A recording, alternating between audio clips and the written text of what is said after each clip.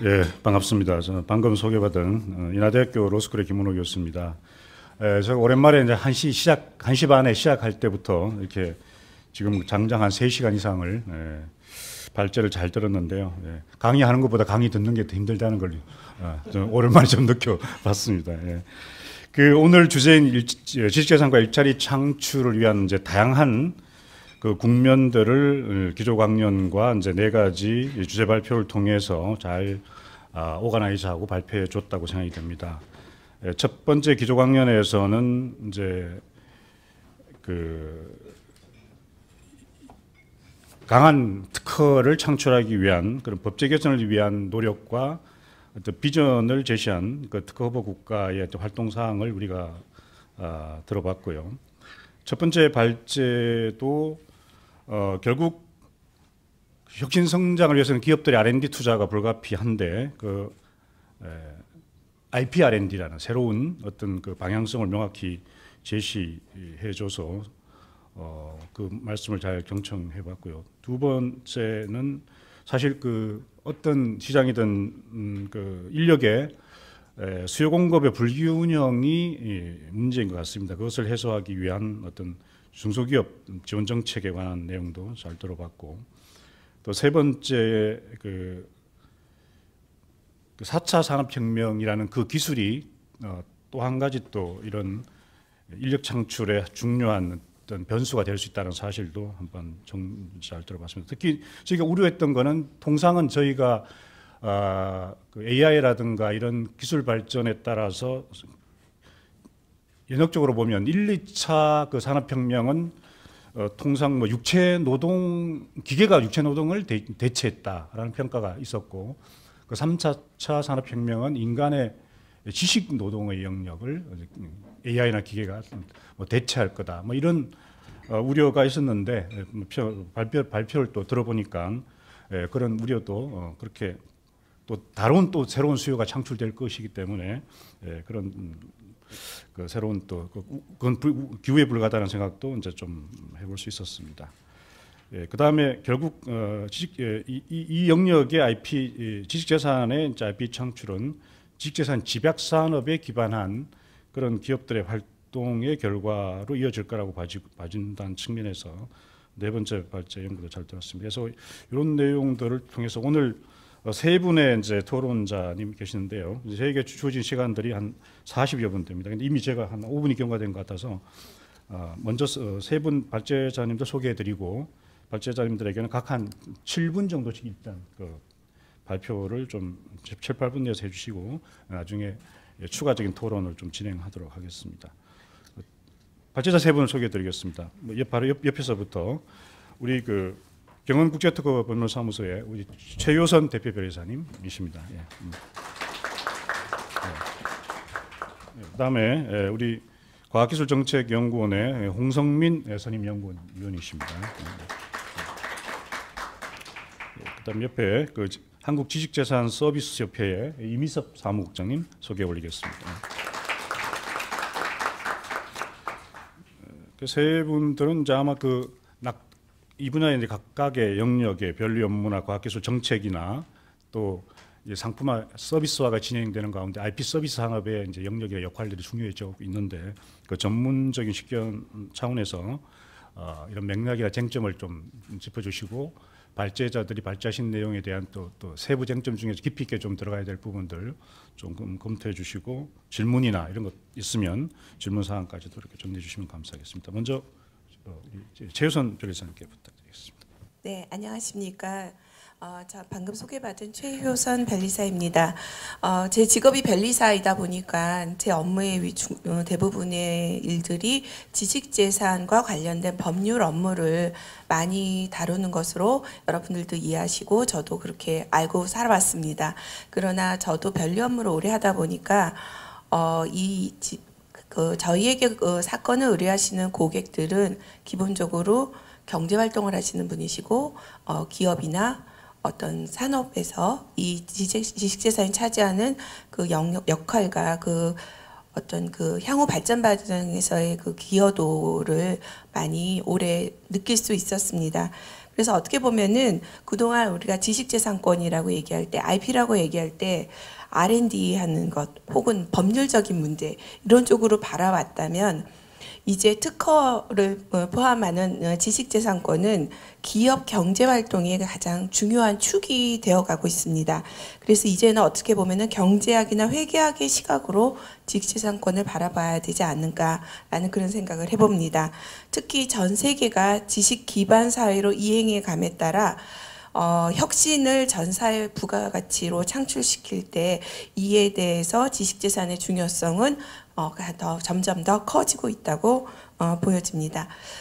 제가 2016년도에 우리나라 지식재산 집약산업의 경제적 파급 효과에 관한 세미나 자료를 준비를 하면서 국내 연구 결과가 없어가지고 굉장히 고생을 많이 했습니다. 그래서 외국에서는 이와 비슷한 연구 사례들이 매년 애뉴얼 리포트로 작성이 되고 있는데 그때까지만 해도 국내에서 지식재산 집약산업에 대한 연구 결과가 없었습니다. 근데 오늘 또 임효정 연구원이 발표해 주신 것처럼 우리나라에서도 이제 그 이후로 지식재산 그 집약산업에 대한 여러 가지 연구와 이에 관련된 일자리 관련 연구들이 계속해서 지속적으로 이루어지고 있다는 점에 대해서 굉장히 뜻깊게 생각합니다. 우리나라 경제 역시 지식 혁신 주도형 산업 구조로 전환되기 때문에 경쟁력 강화의 핵심 원천이고 경제 성장의 주요 동력으로서 지식재산권의 중요성이 부각되고 있습니다. 앞서 연구원 원장님께서 인용하고 여러 번 자료에서도 나와 있다시피 이제는 기업에서 지재권 활동이 없는 기업은 어떻게 보면은 계속해서 살아남기 힘든 산업 구조로 이루어지고 있고 특히 스타트업 기업인 경우에는 지식재산이 없이 창업을 한다는 것은 거의 불가능하다라고 해야 될 정도로 굉장히 그 중요도가 커지고 있습니다. 그렇기 때문에 지식재산 산업의 그 산업구조의 경제체제 모색과 이를 통한 어떤 그 고임금의 양질의 일자리 창출 정책을 이제 좀 강화해야 하지 않을까 그런 생각이 듭니다.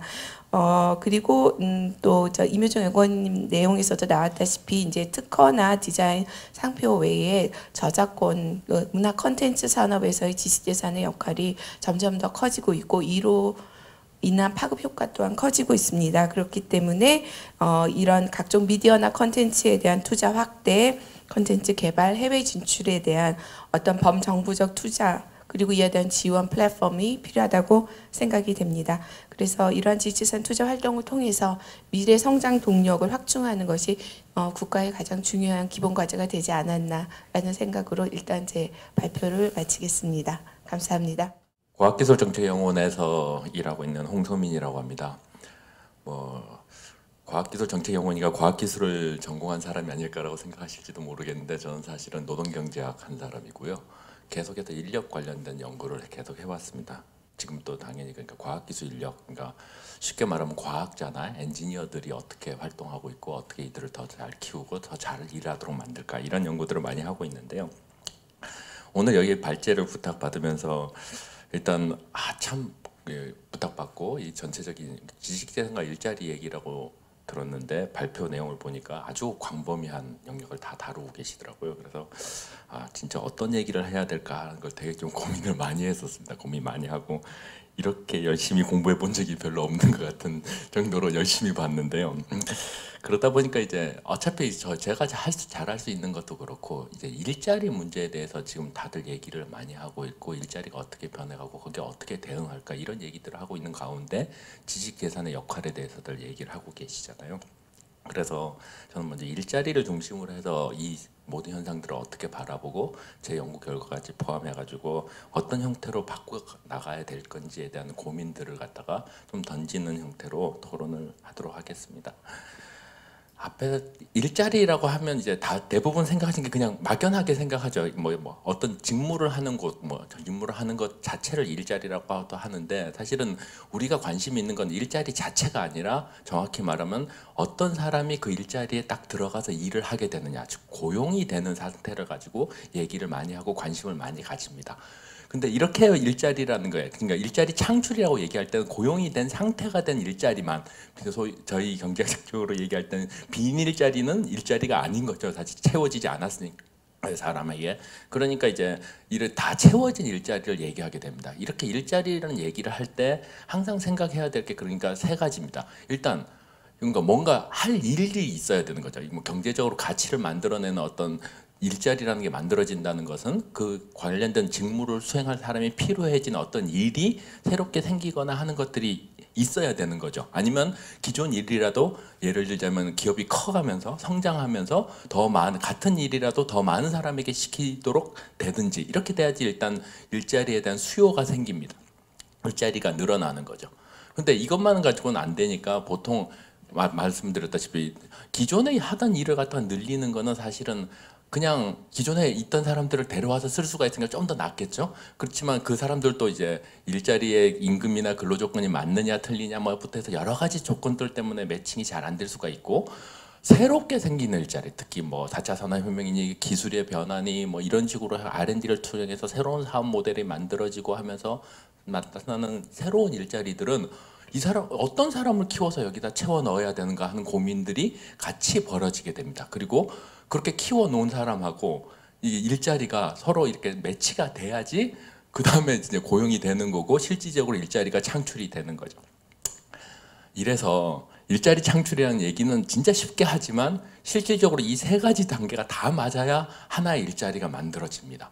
아주 어려운, 저는 가끔 이건 종합예술이 아닐까라고 생각할 정도로 대단히 어려운 부분입니다. 그래서 하시다 보면 근데 이렇게 같은 일자리라는 얘기를 하면서도 사실은 다양한 얘기들을 하세요. 오늘 얘기도 사실은 그 다양한 얘기들이 다 보이고 있는데요. 기본적으로 그럼 우리나라에서 그 좋은 일자리, 그러니까 사람들이 가고 싶어하는 좋은 일자리를 더 많이 만들어내려면 어떻게 해야 되는가? 다들 아시다시피 뭐 중소기업연구원에서 잘 발표해 주셨다면 사실은 중소기업이 핵심적으로 일자리를 많이 만들어냅니다. 그런데 그러니까 사람이 많이 필요한 거죠. 거꾸로 말하면 생산성이 좀 낮은 거라고 얘기할 수 있지만 어쨌든 사람을 많이 필요하기 때문에 일자리의 핵심은 중소기업에 있는데 특히 좋은 일자리라고 이해한다 혹은 IP와 관련되는 좋은 일자리라고 한다면 R&D랑 또 연결이 되기 때문에 노민선 박사님 발표해 주신 건 R&D 인력들이 중소기업에 많이 가야 관련되는 일자리들이 많이 생깁니다. 지적재산권과 관련된 일자리들도 많이 생길 수가 있겠죠. 그런데 우리나라에서 가장 핵심적으로 R&D 일자리들은 진짜 극명한 양극화, R&D 활동 자체도 그렇고 일자리도 양극화되어 있고 중소기업 현실을 보여주셨지만 늘어난 건 연구소밖에 없다라고 딱 보여지실 겁니다. 그거는 실질적인 R&D 활동이나 인력에 대한 수요, 즉 일자리들이 거기서 충분히 안 만들어주고 있다는 얘기거든요. 그렇다면 그런 일자리들을 어떻게 만들 것인가, 인력을 채울 건가 아니라 중소기업에서 일자리 좋은 R&D 일자리를 어떻게 만들 것인가, 그런 것들을 IP나 아니면 이런 것들을 어떻게 지원을 할 것인가 하는 문제를 같이 고민해야 되는 그런 시기가 된 거죠. 그리고 그런 시기에는 노미터 박사님 다양한 지원 정책에 대해서 많이 얘기하셨지만 지원 정책을 옛날처럼 막 다 뿌리는 것보다는 진짜로 중소기업에서도 R&D 인력에 대해서 더 투자를 하고 더 좋은 일자리를 만들어서 좋은 사람을 키워내도록 하는 그런 역할을 하겠다. 즉 IP R&D를 하든지 진짜 IP R&D를 통해 가지고 IP 인력도 고용하고 그 사람에게 좋은 임금도 주고 계속 그걸 사업의 성장과 같이 가도록 만드는 그런 기업들을 어떻게 더 선별하고 그런 기업들을 어떻게 더 지원할 것인가 하는 고민들을 해야 될 때가 되지 않았나. 그리고 지식재산연구원이나 이런 쪽에서도 사실은 단지 많은 지원을 해주십시오가 아니라 진짜 실질적으로 어떤 인력들을 갖다가 수요하게 만들고 있는가 하는 것들을 보면서 그 수요가 더 늘어날 수 있는 방안에 대해서 생각을 해야 될 것 같고요. 정책을 얘기하다 보면 일자리 정책을 얘기하는데도 처음에 IP R&D 발표하신 변호사님도 그러셨지만 인력을 양성하는 쪽을 얘기 많이 할 수밖에 없습니다. 그게 편하고 좋으니까요. 그리고 근데 이 인력이 일로 가느냐 이 부분은 고민이 많지 않아요. 근데 사실은 진짜 고민해야 될 건 좋은 진짜 IP R&D를 통해서 말씀하신 대로 질 높고 심화시키는 사람들이 우리나라는 더 필요합니다. 이제 양적인 문제가 아니에요. 그럼 질적으로 높으려면 고도화돼야 되고 더 전문화돼야 됩니다. 계속 현장에서 경험을 쌓아가면서 말씀하신 대로 계속 키워나가 자기 역량을 키운 사람을 키워야 되는 건 많습니다.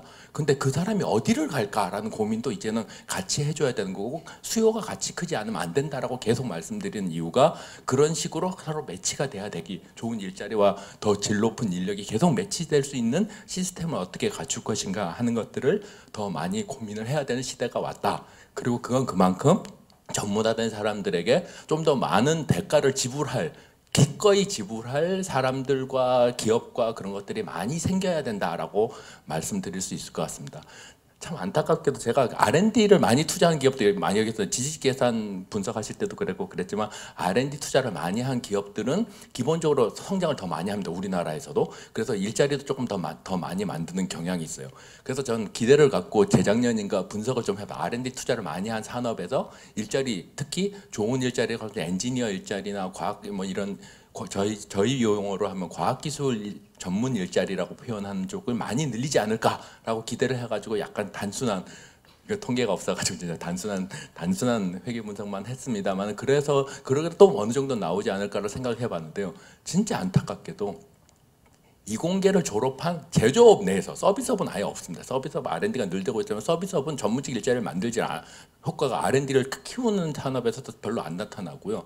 제조업에서도 전체적인 일자리는 조금 늘리긴 하지만, 그러니까 서비스업을 중심으로 해서 일자리를 늘리긴 하지만 좋은 일자리라고 할 수 있는 아니면 과학기술 인력에게 좀 더 필요한 그런 일자리를 늘리는 효과는 거의 나타나지 않고 단지 제조업에서 이공계 출신의 그런 과학기술 인력만 늘어나요. 이건 무슨 얘기인가 하면 R&D를 당장 수행하는 사람만 자꾸 찾고 있는다는 얘기로 저는 해석이 되더라고요. 이런 식으로 하면 미래를 대비하기가 너무나 힘들어지는 거죠. 그렇게 해서 미래를 대비할 수 있도록 우리나라 산업 시스템을 바꿔야 허재준 박사님 말씀하신 것처럼 4차 산업혁명 시대라고 얘기되는 시대는 진짜 양으로 승부하는 시대가 아니라 말씀하셨지만 사실은 질로 계속 더 경력을 쌓고 더 전문화된 수많은 사람들이 서로 협업하면서 일을 하고 그렇게 해야 되는 시대가 점점 다가오고 있고 그걸 통해서 뭔가 진짜 세계를 놀라게 할 뭔가를 뻥 터뜨려야 뭔가가 일자리가 그러니까 기업이 성장하고 일자리가 만들어지고 하는 시대가 오고 있는 거죠. 그렇다면 그 시대를 맞이해서는 더욱더 필요한 게 뭘까? IP나 지식재산이라는 것이 진짜 중요하긴 한데 지식재산 자체를 갖고 그걸 가지고 뭘 경제적 성과를 내고 그걸 잘 만들어내고 하는 것도 중요하지만 더 중요해지는 거는 이 지식재산이라는 것을 이제 한두 명이 그냥 전유하는 그걸로만 쓰지는 않는 세상이 되지 않을까 이런 생각을 많이 합니다. 그래서 OECD나 이런 쪽에서도 기술의 이전, 지식 이전을 넘어서 가지고 지금 최근에서 더 많이 얘기가 되고 있는 게 코크리에이션이라는 표현을 가지고 함께 만들어가고 이 함께 더 좋은 것들 서로 협력해서 더 좋은 걸. 저는 사실은 앞으로는 이제 기계나 인공지능하고도 협력하는 사람이 돼야 되고 그렇게 커가야 된다고 생각됩니다만 그렇게 협력하는 진짜 인간뿐만 아니라 기계하고도 협력할 수 있는 사람들을 키워내고 서로 협력을 잘할 수 있는 기반을 만들어줘야 이런 식의 경제도 크고 일자리도 만들어지고 관련되는 더 질 높은 일자리와 사람이 같이 크는 세상이 될 텐데 이런 코크리에이션을 잘하려면 OECD에서도 그렇고 핵심적으로 보고 있는 게 지식재산권이에요. 왜? 뭔가를 함께 만들어냈으면 함께 잘 나눠야 되잖아요. 그러니까 진짜 전유가 아니라 이제는 어떻게 하면 지식재산을 통해서 잘 나눌까도 고민하시고 이것들이 잘 협력할 수 있는 기반으로 지식재산이라는 게 어떻게 자리 잡아야 되는가 하는 고민을 하시는 게 미래 시대의 일자리와 진짜 과학기술의 R&D든 기업의 발전이든 이거 하는 토대가 되지 않을까라고 생각을 해봅니다. 이렇게 다 잘 되려면요. IP R&D 말씀하셨지만 기획을 잘해야 돼요. 진짜 기획을 미리미리 분석하고 근데 IP R&D 해보신 분들은 다 느끼시겠지만 특허 정보가 명확하지 않으면 너무 힘들어요. 그래서 그것도 예술이 된다고 저는 알고요. 특허 분석도 예술이 되고 있는 게 어떻게 잘 뽑아내느냐가 중요한 예술이라고 알고 있습니다. 이게 그러니까 더 고도의 사람이 필요한 거고 그런 사람들 경험을 통해서 길러낼 수밖에 없는 거기도 한데요. 그게 더 잘 되려면 사실은 그런 지식재산과 관련된 정보 플랫폼부터가 만들어지고 그것들이 다 많은 사람들이 쓸 수 있게 개방되고 확산돼야 되지 않을까라고 저는 개인적으로 생각합니다. 인력 정책을 쓸 때도 사실 이런 플랫폼을 만들자고 계속 정보 플랫폼을 만들자고 하는데 우리나라는 더 그게 진짜 힘들지만요. 하여튼 그런 지식재산 쪽에서도 그런 정보 플랫폼을 어떻게 활성화시키고 이걸 누군가가 꽉 움켜쥐고 있는 게 아니라 진짜 개방해서 온 세상은 아니겠죠. 우리나라 국민이 돼야 되겠지만 활용하면서 계속 뭔가 새로운 걸 만들어낼 수 있도록 터전을 만들까 하는 고민도 같이 하는 게 미래 방향에서 대단히 중요하지 않을까라고 생각을 해봤습니다. 제가 시간을 너무 많이 잡아먹은 것 같습니다만 이걸 마치도록 하겠습니다. 네, 감사합니다. 예. 반론까지는 아니겠습니다만 저기 좀 큰 틀에서 말씀들 두 분 해주셨는데요. 아주 현실적이고 좀 디테일한 부분들 좀 요약해서 몇 가지 말씀을 드리겠습니다. 사실 이제 뭐 제가 말씀드리는 것의 전제는 기본적으로 이제 지식재산 그러면 이제 산업재산권과 저작권을 포함하는 개념입니다만, 여기서는 이제 그 좁은 의미의 산업재산권을 주로 이렇게 분야를 말씀을 드리겠습니다. 뭐 2018년 조사 기준으로 약 한 1조 7천억 정도 시장 규모고요. 약 한 2만 명 정도가 종사하는 것으로 파악을 하고 있습니다. 약 한 840개 정도 기업체가 그리고 아까 말씀드렸던 1조 7천억 원의 시장 규모 안에는 그 법률로서 그 변리사님들만 수행할 수 있는 법률 대리업이 포함된 그런 시장 규모고, 순수한 이제 신지식재산 서비스, 그러니까 소위 이제 특허 조사, 뭐 거래, 번역, 기타 뭐 교육 이런 이제 그 법률로서 정한 업무 이외에 이제 일반 그 서비스업 같은 경우는 약 한 1조 원 시장을 형성하는 것으로 파악을 하고 있습니다. 사실 뭐 저는 이제 어떤 거시적으로 일자리 부분에 대해서는 사실은 뭐 그 잘 모르고요. 우리 기업들이 지식재산 서비스 분야에 대한 인력에 대한 수요가 상당히 큽니다. 그래서 약 한 향후 2년간의 필요 인력을 약 한 2,500명 정도로 저희가 추산을 하고 있어요. 추가적으로 필요한 인력에 대해서. 그런데 이러한 이제 당연히 인력이 필요하다 하면 아까 여기 홍영건님 말씀하셨던 것처럼 어떤 기업에서의 어떤 수요가 있고 시장의 수요가 있고 그 인력들이 올 자리가 분명히 있는데, 이 사람을 모실 만한 우리 쪽으로 유입할 만한 어떤 여건이 과연 우리가 충분히 갖추어 있는가. 물론 이제 여건이라는 것이 사업을 수행해 가면서 갖추어 가고, 이것들이 뭐 온전하게 다 모든 여건을 갖춘 다음에 사람을 뭐 뽑고 이러는 과정으로 가는 것은 아닙니다만, 지금 이 지식재산 서비스 업계의 어떤 지속적인 영세성 그리고 그 수익성 악화의 부분에 있어서는 도저히 우리가 어떤 필요 인력을 지속적으로 뽑아갈 수 있는 그 구조가 아니다라는 그런 좀 심각한 말씀을 드릴 수밖에 없겠습니다. 그래서 현재 우리 지식재산 서비스 분야에서 분명히 필요한 인력들이 있고, 신규로 이러한 인력들을 우리 쪽으로 유입해 하려고 하면은 우리 기업들의 기본적인 어떤 그 기업의 어떤 그 생존 문제는 떠나서 어느 정도는 먹고 살아야지 기업들이 사람도 뽑고 새로운 어떤 비즈니스를 해나가야 될 텐데, 좀 그런 부분이 좀 어려움이 있습니다. 그래서 가장 먼저 좀 말씀을 드리고 싶은 것이, 우리 그 공공 부문에서부터라도 어떤 그 일반 지식재산 서비스 기업들에 대한 일정 정도의 적절한 수익성을 보장해 줄 필요가 있다. 아까 그 IP R&D나 뭐 다양한 이제 정부 공공 사업들에 대해서 그 많은 말씀들이 있으셨는데, 정말 좋은 취지의 좋은 사업이라고 생각을 합니다. 그리고 많이 확산이 돼야 됩니다.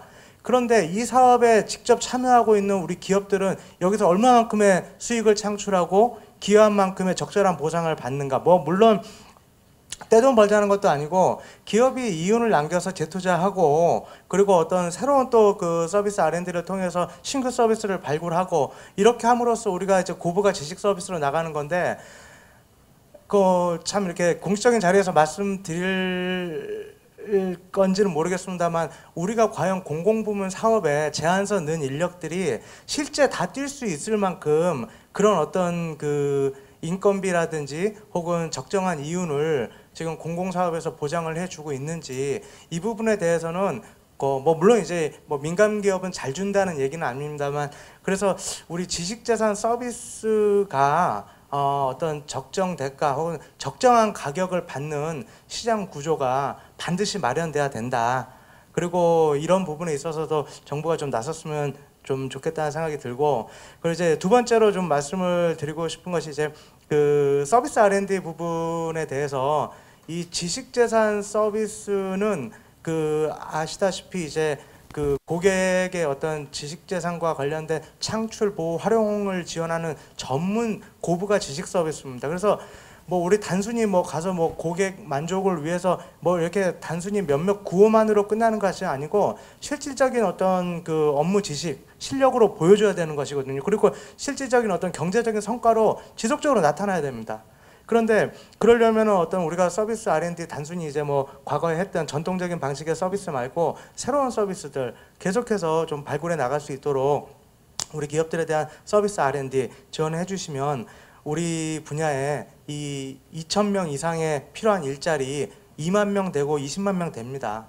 그리고 좀 마지막으로 좀 말씀드리고 싶은 것이 그 지금 현재 우리 지식재산, 그러니까 산업재산권 분야에 우리 IP 서비스 아카데미라든지 그 취업 지원과 관련된 일부 교육이 있습니다. 그리고 80% 이상의 상당히 높은 취업률도 나타내고 있고요. 그런데 이제 우리 지식재산 서비스 분야에 혹시 NCS 국가 직무표준 능력을 보셨는지 모르겠습니다만 이 다른 업종하고 다르게 우리 쪽에서는 NCS를 바로 적용하기가 힘듭니다. NCS가 이제 그 체계적인 인력의 어떤 성장이라든 발전 혹은 직무에 따른 어떤 능력들을 규정하는 그런 이제 그 국가 직무 능력 표준인데 왜 그러냐 하면 지식재산 서비스 분야는 다른 업무하고는 다르게 단일 직무로만 구성이 되지 않습니다. 예컨대 다른 직업이 나쁘다 뭐 이런 뜻이 아니고 뭐 우리가 흔히 아는 뭐 영양사, 간병사, 뭐 네일아트, 바리스타 이런 다양한 직무에 관련된 교육들이 있는데 그냥 2달, 3달, 1달 그 해당 기간 동안에 그 공부만 하면 됩니다. 그런데 지식재산 서비스 분야는 내가 기술 거래만 하겠다고 그래서 단순히 기술 거래만 할 수 있는 게 아니고 특허 정보도 알아야 되고 IP 제도에 대해서 기본적으로 이해를 해야 되고 더욱이 기술에 대한 이해가 필요합니다. 그래서 이런 다양한 선결 조건들이 필요한 분야이기 때문에 여기서 뭐 1달, 2달 교육받고 그 취업을 한다고 해서 현장에서 바로 이 인력들을 또 활용할 수 있는 것이 아닙니다. 그래서 다른 분야하고는 다르게 상당히 그 어떤 그 현장에 바로 적응할 수 있는 인력으로 그 양성되더라도 양성되기도 힘들 뿐더러 현장 적응의 어떤 그 시간이 필요하기 때문에 그 어떤 다른 취업 교육과는 다르게 어떤 종합적인 지원 예컨대 그 적응 기간에 대한 어떤 그 OJT 비용을 일정 정도 지원해 준다거나 고용지원금 형태로 그래서 우리 지식재산 서비스 분야의 어떤 독특한 업무 그 어떤 그 취업과 관련된 그 구조를 반영한 어떤 취업 지원책이 실질적인 취업 지원책이 필요하지 않겠느냐 하는 생각이 듭니다. 좀 이렇게 갑자기 이렇게 큰 단에서 말씀 나누다가 그 너무 이렇게 좀 현실적이고 디테일한 얘기로 좀 다운된 것 같기는 합니다만 그래도 우리 현장에서 느끼는 어떤 애로사항 몇 가지들 좀 두서없이 말씀드렸습니다. 이상입니다. 그 실제 그 IP 서비스업 산업이 훌륭한 인재를 이제 수용해서 더 새로운 어떤 일자리도 창출하고 새로운 서비스를 발굴해 나가기 위한 필요한 어떤 뭐 세 가지 조건에 대해서 필요한 부분에 대해서 이제 정책적 지원 요청을 뭐 한 것으로 그렇게 파악이 됩니다. 그뿐만 아니라 안타까운 건 사실 모든 이런 그 정책적 뒷받침이라는 건 법제적 개선의 뒷받침이 수반돼야 되는데 제가 알기로는 그 소위 이 산업활성화법과 관련된 제반 법률들이 지금 상당히 오랫동안 국회에서 잠자고 있어가지고 참 안타깝습니다. 그 중에서 보면 서비스 산업 뭐 발전 기본법인가 하는 법도 아마 작년에 입안이 돼가지고 논의됐는데 그것도 지금 뭐 잠자고 있는 걸로 알고 있고 좀 안타까운 거는 4차 산업혁명의 가장 그 원료이자 그 기본적인 어떤 그 원료 역할을 할 수 있는 부분이 이제 그 데이터라고 봐지는데 그 데이터가 사실은 그 각종 상품의 서비스화를 촉진시키고 상품의 개발 단계, 광고 마케팅 해서 새로운 어떤 그 생산성 향상을 꾀하기 위한 어떤 데이터 처리를 통해서 이렇게 꾀할 수 있는 아주 중요한 어떤 그런 요소가 됨에도 불구하고 그러려면 지금 그 장애 사유가 되는 법들이 소위 세 가지 법이 있거든요. 그래서 빅데이터 3법이라는 법도 지금 국회 그 전체 그거는 뭐 합의를 거쳐서 올라갔음에도 불구하고 또 일부 반대로 인해서 통과되지 못하고 있어서 참 좀 안타까운 생각이 듭니다. 일단 그 우리 최효선 시간 조금 남았는데요. 최효선 그 우리 변호사님께서 초기 발제를 토론을 너무 좀 짧게 해주셔가지고 시간 전략을 위해서 혹시 할 말씀이 좀 더 있으실 것 같아요. 그 말씀.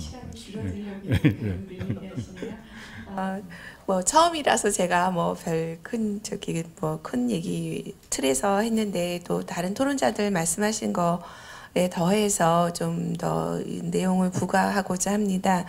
그 아까 그 신용현 변호사님 발표하신 그 IP R&D 관련해서 그러니까 IP 분석이 그 정말 예술 아트적 경지에 이를 정도로 굉장히 어떻게 보면은 현재까지도 암묵지로 되어 있고 영업 비밀처럼 특정 분야에서의 기술 분석, 그러니까 선행 기술 분석에 관해서는 외부로 많이 공개가 되지 않습니다. 그 이유는 시장이 너무 적고 의뢰하는 사람이 적기 때문에 그거를 내놓는 순간 그 아무도 그 시장에 설 수 없게 되는 그런 게 될 수도 있겠죠.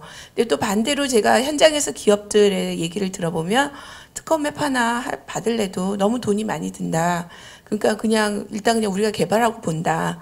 그래서 가다가 이제 특허를 내면서 이제 뭐 문제가 생기면 그때 회피 설계를 하거나 그때 가서 뭐 침해나 무효 같은 걸로 계속 그냥 현장에서 부딪히면서 해결해가는 게 오히려 빠르고 또 뭐 말하자면 불확실성을 더 면할 수 있다라는 이런 얘기를 합니다. 그러니까 어떻게 보면 양쪽 다 굉장히 고민이 많음에도 불구하고 해결점이 안 나오는 그런 것들이 있을 것 같아요. 게다가 좀 이미석 부장님 말씀하신 것처럼 그런 모든 것들에 대해서 수익성이 거의 안 나오고 있는 상태거든요.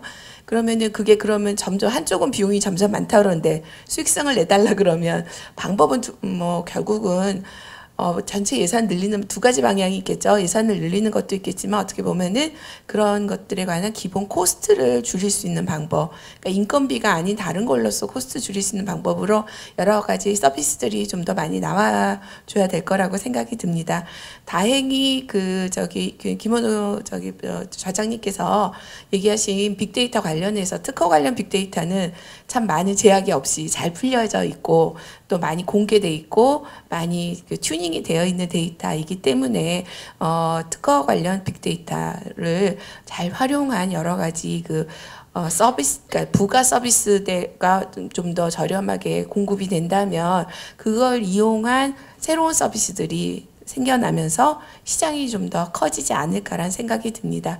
그 NCS 관련한 직무 규정이 너무 또 브로드한 이유도 저희 산업계가 크지 않기 때문에 한 사람이 담당해야 되는 역할이 너무 많은 거죠. 이것도 해야 되고 저것도 해야 되는 거죠. 그래서 그 한 사람이 이걸 다 해야만 그 사람의 월급을 가져갈 수 있을 정도의 수익성밖에 안 나오는 그런 산업구조니까 어떻게 보면 굉장히 열악한 산업구조라고도 볼 수 있거든요. 그래서 이게 전체적으로 이쪽 분야 활성화되고 좀 더 그 관련된 비즈니스가 커진다면은 직무도 좀 더 세분화되고 또 각각의 직무에 투여되는 인력들도 좀 더 빨리 찾아내고 빨리 적응하고 또 새로운 직무로 나아가는 직무 커리어 패스 설계도 좀 더 효율적으로 되지 않을까 그런 어떻게 보면 희망적인 생각으로 마무리하겠습니다. 네네. 네.